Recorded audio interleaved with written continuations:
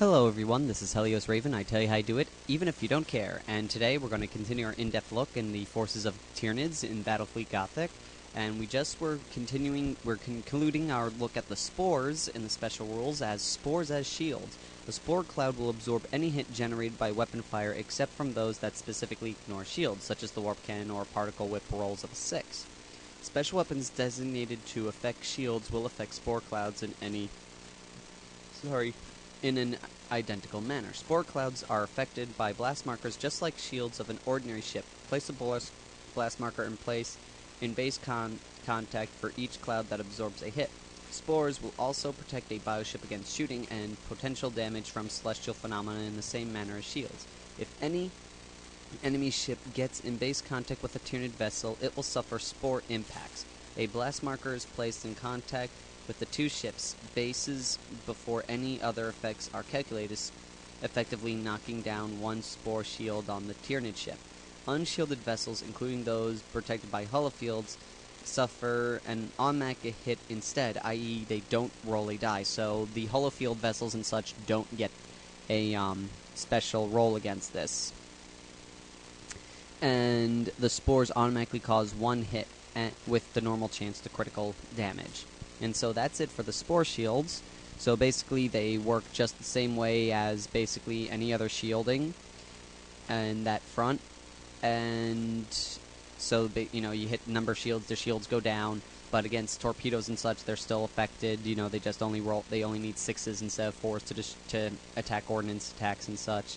And if you get into base contact with them to do something, they get a free attack on them beforehand, which is really awesome. And for ordnance, some Tyranid ships may have launch bays or torpedo tubes. Tyranids may only launch boarding torpedoes, fighters, and assault boats. Their fighters move at 20 centimeters, their assault boats move at 15 centimeters, and their boarding torpedoes move at 15 centimeters. And because these basic bioships are giant living factories, a bioship have no restrictions on the number of ordnance they can launch during a game and do not run out of ordnance. However, if a bioship becomes crippled, its generative capacities will be turned completely to self-preservation and it may no longer launch ordnance. Note that spore clouds will still be produced as normal. So basically they constantly, you can have an entire field covered in ordnance, and you can never run out, and you can never have too many ordnance on the field, which is great for them. Again, though, they are shut down when the ship gets crippled, so that's a little on the if side. But now, since there are a lot of rules that are affected by cripple, so we're going to quickly summarize the rules for crippled vessels. The first one is speed is reduced to 5 centimeters. The spore chrysalises are unchanged. The bioplasma is half strength. Pyroacid batteries are half strength. Feeder tentacles may not be used. Massive claws may not be used. And torpedoes in an attack craft, none may be launched. So that's what happens to any Tyranid vessel that gets crippled while playing. So it kind of does stink, but basically all they're really good at doing at that point is ramming and boarding actions and such. But essentially, though, that is what Tyranids are really good at doing. And so also just a note, I would believe, since massive claws cannot be used and once they're crippled, I would believe that this would have to be arguable. I can't really say for sure. I believe it means that they let go when they're crippled because their claws break and such. So if they're latched onto a vehicle and you manage to cripple them, then the thing detaches. But I could be wrong on that front. If I would discuss that. You can go over the rules again yourselves if you want.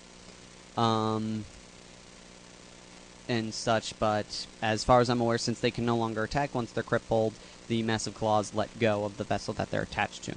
And moving on, we also have where Tyranids have a very special critical hit table, and what happens is if a critical hit is rolled, you use the special Tyranid critical hit table.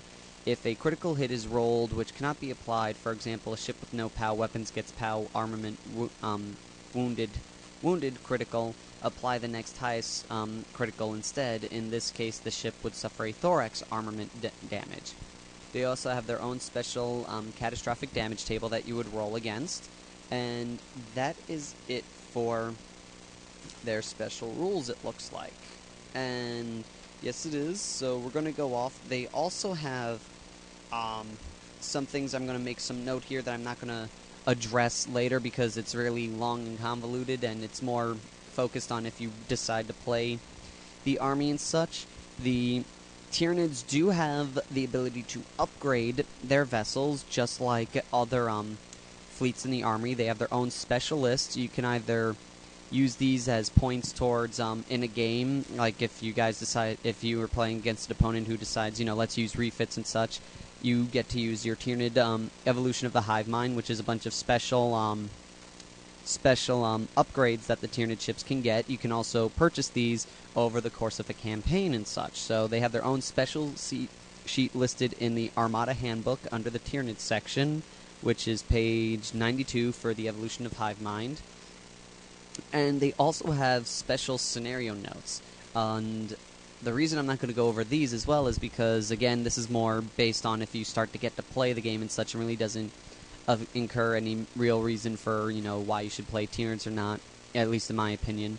And a lot of them basically say there are no modifications to the fleet arrangement or anything like that, so it's just, I don't see, there's maybe one or two notes in here that are worth mentioning, but I didn't see the point of rolling all this stuff out. But that's neither here nor there. And we will go over the fleet list. Actually, no. Forgive me for that. I shouldn't do that now.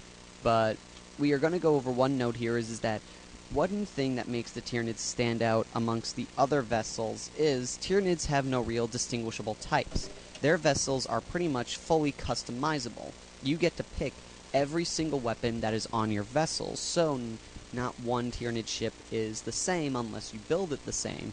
So you can make your army nearly good at any kind of. You can either make them very shooty armies, very ordnancy armies, very close combat armies. It really all depends on your fleet. And they want to make a note about ship types. That was Tyranid ship types are much more flexible than ships of other races, as new designs are constantly being evolved and encountered by the Imperium. To represent this, rather than picking a fleet from a selection of preset ship classes, a Tyranid player can design certain elements of their ships themselves. The ships are broken down into several categories based upon their size and role. This gives the ships its basic statistics. It may also be given some fixed weapons, including a number of spores to be launched. The rest of the entry details the various weapon options available, which can be purchased at the appropriate points cost as shown in the fleet list. And each ship is limited as to how many weapon choice it may have on a given location, but where more than one weapon is permitted, you may select multiples of the same weapon, i.e. a Tyranid hive ship, which can have up to 3 port/starboard weapons, can pick 3 sets of launch bays if you wish. And that's basically it for the special rules of the Tyranids, and when we come back, we're going to look at the vessels themselves. So, until next time, this is Helios Raven, signing off.